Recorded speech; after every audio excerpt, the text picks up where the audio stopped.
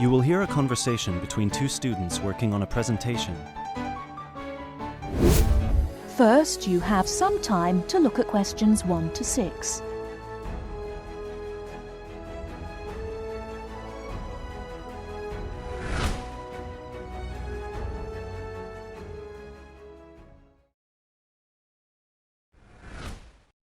Now we shall begin. You should answer the questions as you listen, because you will not hear the recording a second time.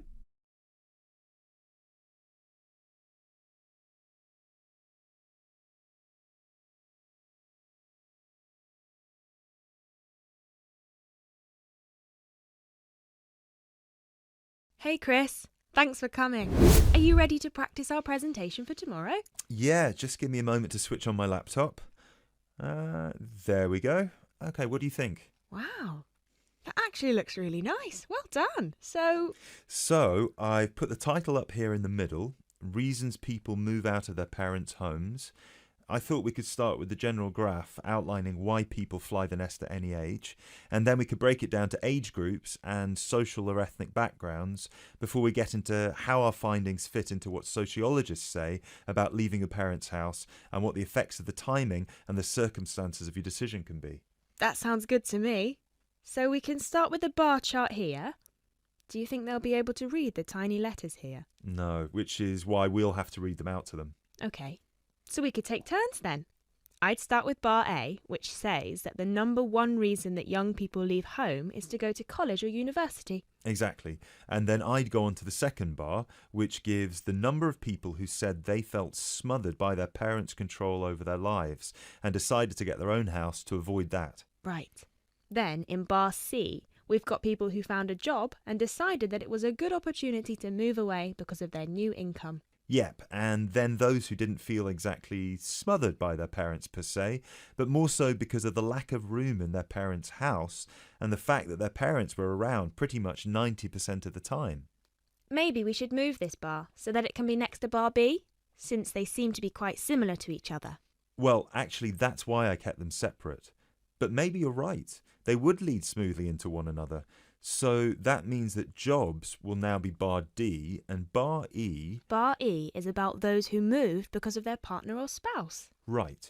And then at the end, we've got those who are pushed to leave by their parents and those who left because of a conflict at home. I guess at this point we should mention that, as expected, we had almost 0 people reply that they left home because of emancipation or abuse, despite the fact that our study was conducted anonymously.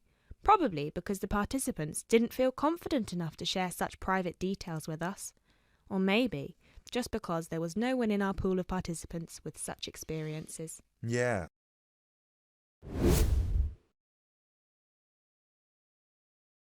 So then we can break it down to age groups and show these 4 different graphs for our 4 age groups. Under 18s, 18 to 20, 21 to 24 and 25 and above. Shall we take the graphs by age, or should we start with the second group? What do you think?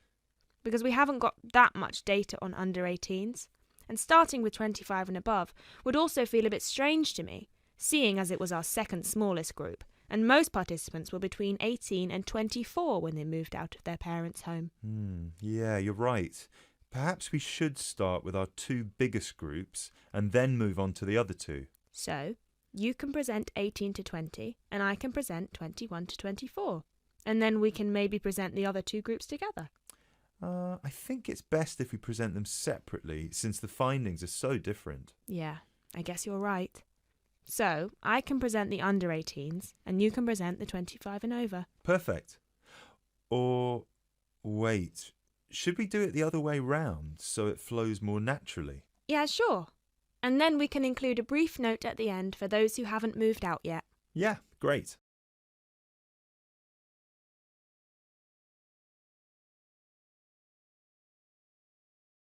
Excellent. So, then we can move on to the final chart before we get to the bibliography and explain what they said they found difficult when they moved out. Yeah, so we can say the biggest issue for everyone was finding a place to live, especially for those who didn't have a guarantor or didn't live in a student hall of residence. Yes, and that 30% of the participants also experienced some financial problems in the beginning, with bills and rent and food and everything. Right. Then an even larger number reported that they didn't expect to miss their family that much, but ended up visiting their parents' home often just to see them and spend some time with them. Although, we should probably cut that number down a notch to exclude those who went back home just so their parents could cook and do their laundry for them.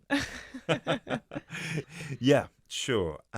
Anyway, then we should finish off with the final issue, which was flatmates. Oh yeah, so we should say that a whopping 67% complained about the people they had to live with, and that they were often dirty and inconsiderate. Right. Great. That is the end of part 1. You now have half a minute to check your answers.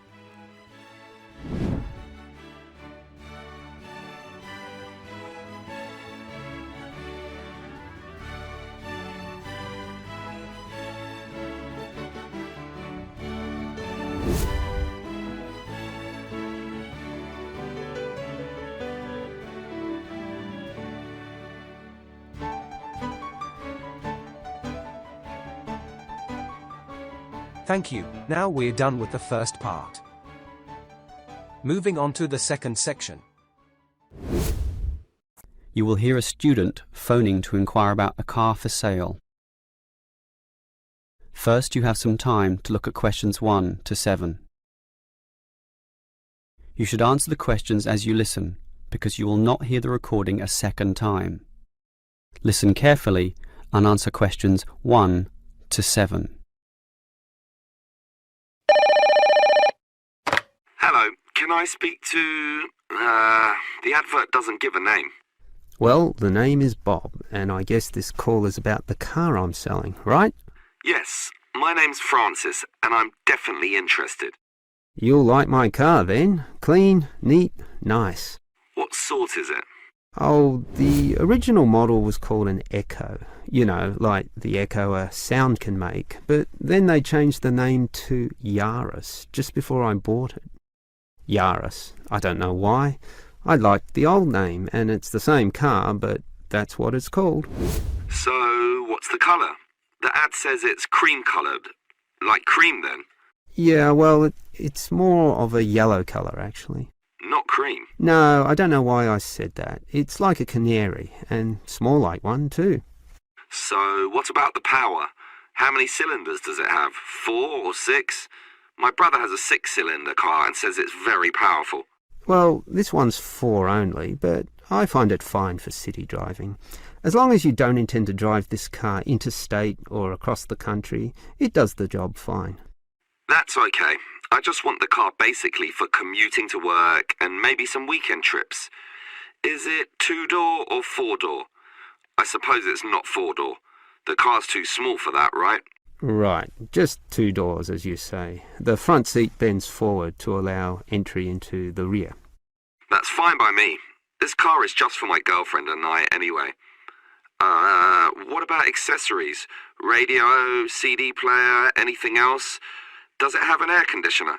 Well, no, it doesn't, but I don't find that a problem. I just open the window. I mean, if you really want, you can pay to have an AC installed. Basically, the only additional feature this car has is a radio, but it's still a great deal. That depends on the price. You say you want $12,800, right? Yep, about that. Well, obviously you expect the price to be reduced to an even figure, right? Well, I don't know. $12,000. $12,500, maybe. If you can lower it a bit, I'll come and have a look, okay? Okay. Let's say $12,400, but I won't lower it any more than that. Certainly not to $12,000. Well, if I can get that better price, I may come over this afternoon. But what year is this car?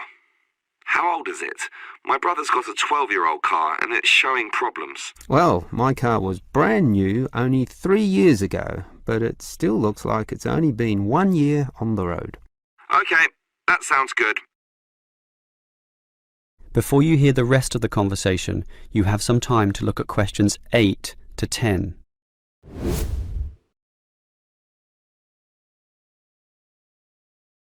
Now listen and answer questions 8 to 10.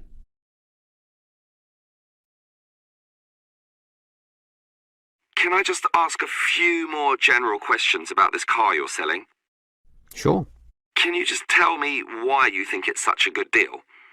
Of course, I won't necessarily believe you, but just tell me what you think. You can believe me.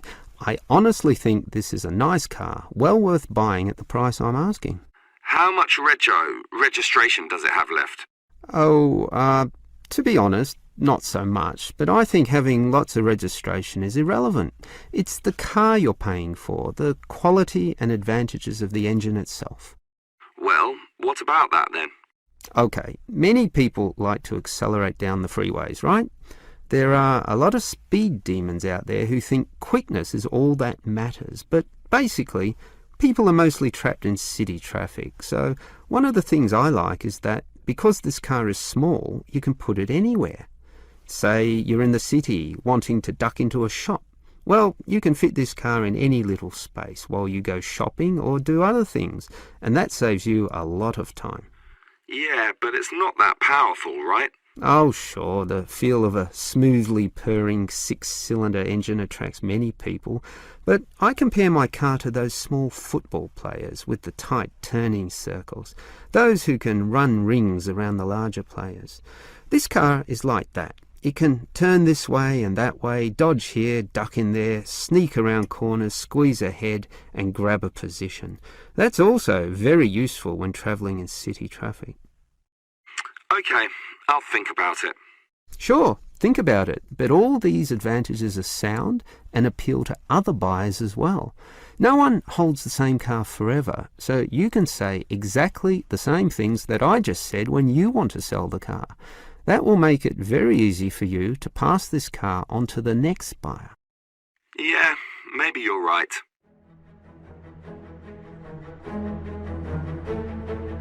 That is the end of part 2. You now have half a minute to check your answers.